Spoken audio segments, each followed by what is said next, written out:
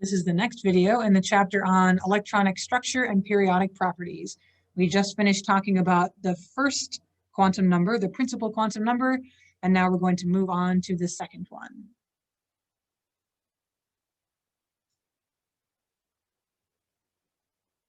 So the second quantum number is L, and it's called the angular momentum quantum number, or sometimes the secondary quantum number.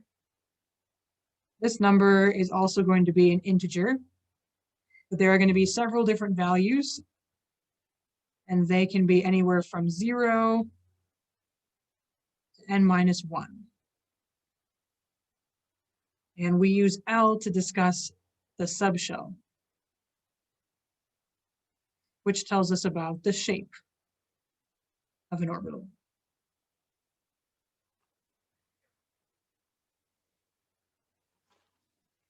So let's dive into that. So our values for L,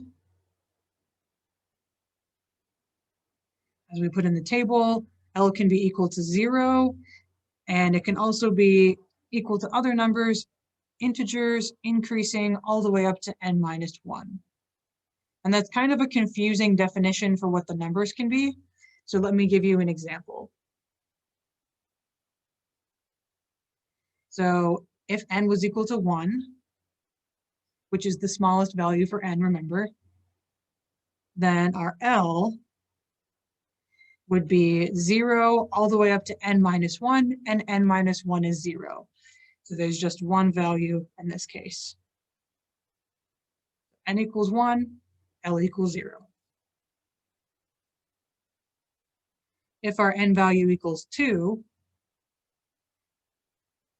then our L can go from 0 up to n-1, which is equal to 1. So there's multiple values that n can have. L can be equal to 0, or L can be equal to 1.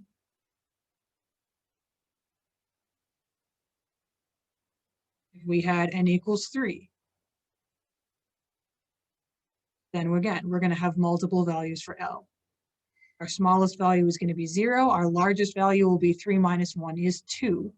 So L can be equal to 0, or L can be equal to 1, or L can be equal to 2. So you can see that as we move up to these higher energy shells, there are going to be a lot more electrons inside of them because there are a lot more options for our subshell. And we're starting to get quite a few numbers. And because this second number, the angular momentum quantum number, is so important, we actually give it a letter that we sometimes use instead of a number. So we're going to summarize that in the table here.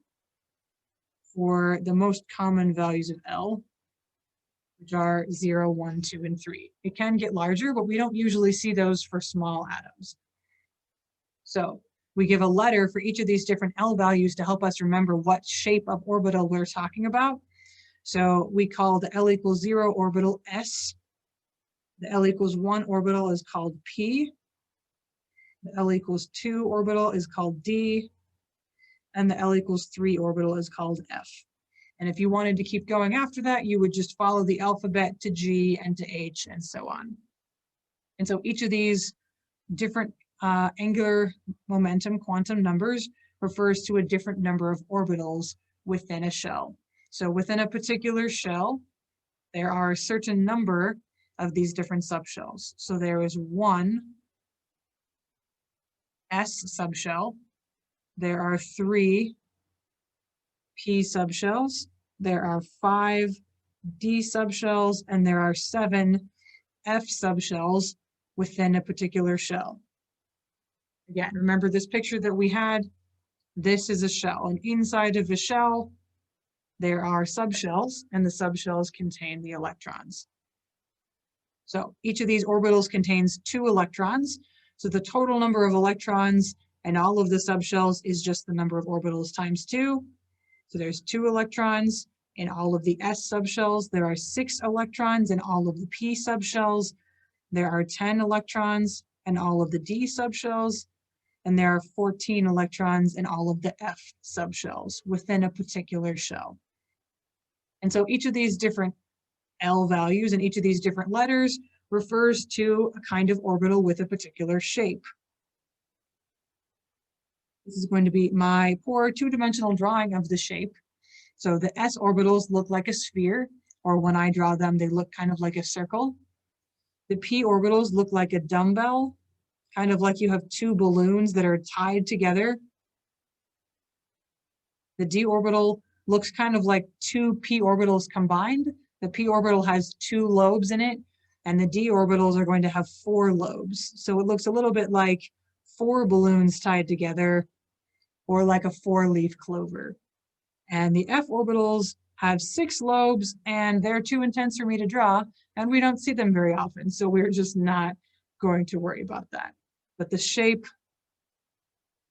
is the concept that our L value is trying to tell us about. SPD or F tells us about the shape of the orbital. So we can summarize what electrons in the same N and L value would look like.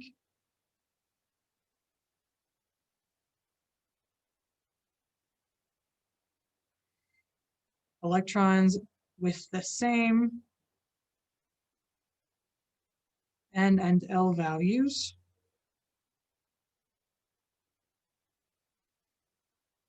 have the same energy, not just similar, like if they have the same N, they have the same energy,